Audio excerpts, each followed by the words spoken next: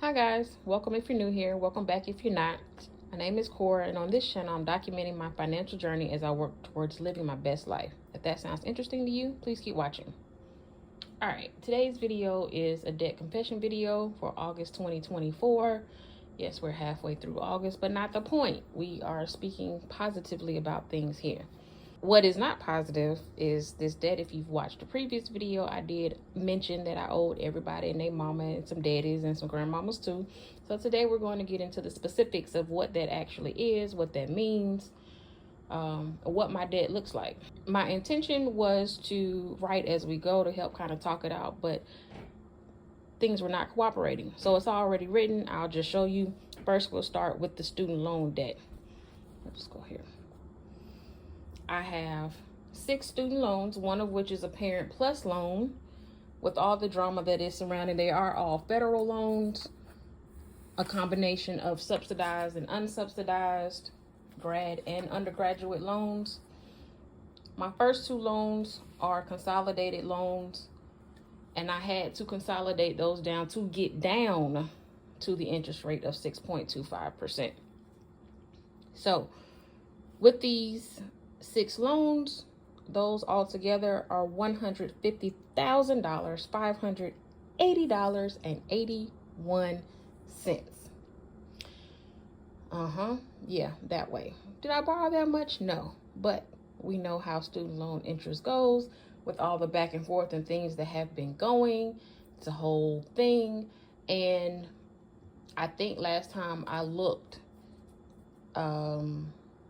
well, we won't even get into that. I need to go back and look at the interest between what's going on. But right now, the Parent Plus loan is the only one that is due, and that is $91.88 a month with an interest rate of 5.3%.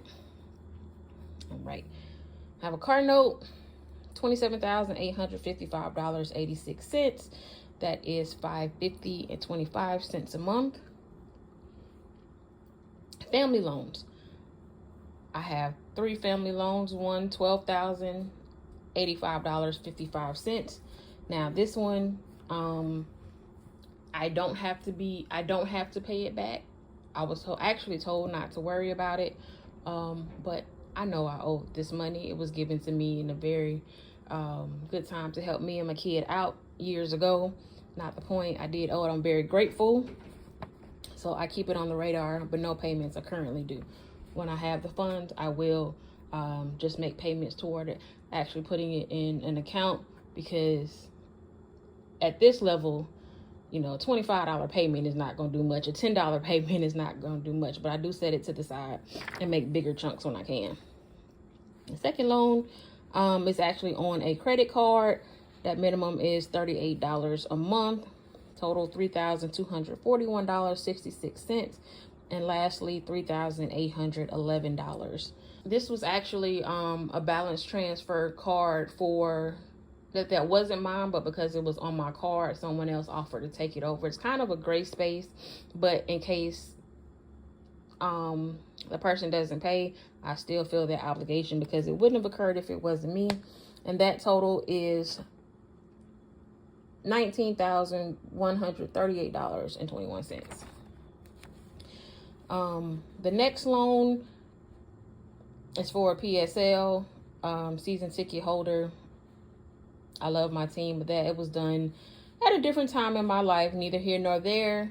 We are neutral on these things. This is what we owe. I do use it, and I only owe $1,109.60 now, and that is about $433 that is paid annually. So it's not due monthly. Personal loans. The first one is actually a line of credit, which I use to transfer. When it gets down low enough, I transfer the balance over to pay off higher interest cards. So most these next personal loans are some form of debt consolidation or reallocation. 1075.42, interest rate is 13.25, minimum is $34 a month. The second one, $4,186.87. Y'all see that? 7.99% interest rate. Minimum payment is $153.10. See if I'm trying to get everything in frame here. Third, $6,006.11, 17.49%, $175.82. Fourth, $4,426.75, 16.99%, $352.74. And last, the fifth personal loan is $6,811.14, an 8.49% interest rate for $247.82 a month, for a grand total of $22,506.29 in personal loans that I owe. Last but not least, credit cards, which have the highest interest rates. The first one is $242.63. The minimum payment is $25. This is a working card. I usually pay that off every month, so I don't accrue any interest as long as I've had this card. I have yet to accrue any interest, so it's working thus far. But that is the interest rate. It's not on a special promotion or anything. Sorry. Credit card 2, $495.67. The interest rate is 25.49%, but it's actually at a 0%. This was a balance transfer from before. Minimum payment is $25, and that ends in October. So the goal is to pay that off before October so that I don't accrue any interest on this card. Credit card 3, $4,550, 0% interest rate, which ends in November. Minimum payment is $45, but I try to pay more than that. In a month or so, as it gets closer to time, I will probably see if I can transfer most of this balance off, because I don't want to pay almost 30% interest or whatever the rates be, as it seems like the rates will drop here shortly, but it still will be closer to 30 than it is to 20 on this card if that balance is not paid by November. Next card, credit card 8. This is actually a travel card. To date, I have not paid any interest on this card. Use it just for travel or in rewards categories like restaurants or gas, or trying to get some benefit that I was working toward to get bonus points for traveling, since I did some travel this year.